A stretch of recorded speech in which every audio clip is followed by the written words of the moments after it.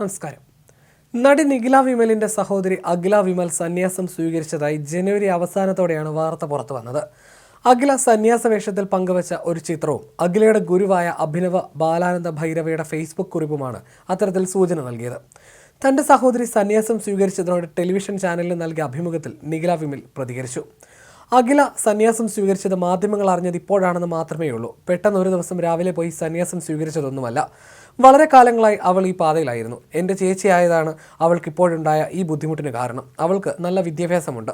അക്കാദമിക്കായി നമ്മളെക്കാൾ മുകളിൽ നിൽക്കുന്നയാളാണ്, ബുദ്ധിയുള്ളയാളാണ്. അവളുടെ ലൈഫിൽ അവളെടുക്കുന്ന ഒരു തീരുമാനത്തെ നമ്മൾ എങ്ങനെയാണ് ചോദ്യം ചെയ്യുകയെന്നും നിഖില ചോദിക്കുന്നു. ചേച്ചിക്ക് 36 വയസ്സായി. അങ്ങനെയുള്ള ആൾ അവരുടെ ലൈഫിൽ ഒരു തീരുമാനമെടുക്കുന്നത് നമ്മൾ ചോദ്യം ചെയ്യാൻ പാടില്ല. അവൾ ആരോടും പറയാതെ പെട്ടെന്ന് ഒരു ദിവസം പോയതല്ല. ശാസ്ത്രമൊക്കെ പഠിക്കുന്നുണ്ടായിരുന്നു. കൃത്യമായി എല്ലാം ചെയ്തിട്ടാണ് പോയത്. ഒരാളുടെ വ്യക്തി സ്വാതന്ത്ര്യത്തെ പറ്റി നമ്മൾ വാദോരാതെ സംസാരിക്കും. എന്നാൽ ഒരു വ്യക്തി ഒരു സ്വാതന്ത്ര്യം എടുക്കുമ്പോൾ അതിനെ ചോദ്യം ചെയ്യും.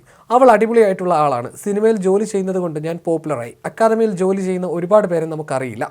ബുദ്ധിയുള്ളത് കൊണ്ടും നന്നായി പഠിച്ചതുകൊണ്ടും അവൾ ആ നിലയിലെത്തി. അവരെ ചോദ്യം ചെയ്യാൻ നമ്മൾ ആരുമല്ലെന്നും നിഖില കൂട്ടിച്ചേർത്തു. ഞാൻ സിനിമയിൽ അഭിനയിച്ചതിനെ ആരും ചോദ്യം ചെയ്തിട്ടില്ല. അവളുടെ തീരുമാനത്തിൽ ഞാൻ സന്തോഷവതിയാണ്. അവളുടെ ലൈഫിൽ അവൾ എടുക്കുന്ന തീരുമാനങ്ങൾ ശരിയായിരിക്കുമെന്ന് എനിക്ക് ഉറപ്പുണ്ട്. എന്നെപ്പോലെ മണ്ടത്തരം പറ്റുന്ന ഒരാളല്ല. ഞാനാണ് അത് ചെയ്തതെങ്കിൽ അത് വാർത്തയായിരുന്നു. 50 ദിവസം നിങ്ങൾക്ക് വേണമെങ്കിൽ ചർച്ചയാക്കാമായിരുന്നു. അവളുടെ കാര്യത്തിൽ അതിനൊരു വാർത്താ പ്രാധാന്യമോ ആർക്കും ഞെട്ടലോ ഇല്ല.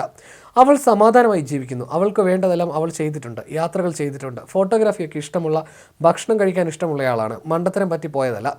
ഇൻഡിപെൻഡൻ്റ് ആയിട്ടുള്ളയാളെന്ന് പറയുമ്പോൾ അവളെ കാണിക്കാം. ഞെട്ടിയോ എന്ന് ആൾക്കാർ ചോദിച്ചു. ഇല്ല, ഞെട്ടിയില്ല. നമുക്കിതിനെപ്പറ്റി കാര്യമായി അറിയില്ല. അത്രയും വിവരമോ ബുദ്ധിയോ വിദ്യാഭ്യാസമോ എനിക്കില്ല.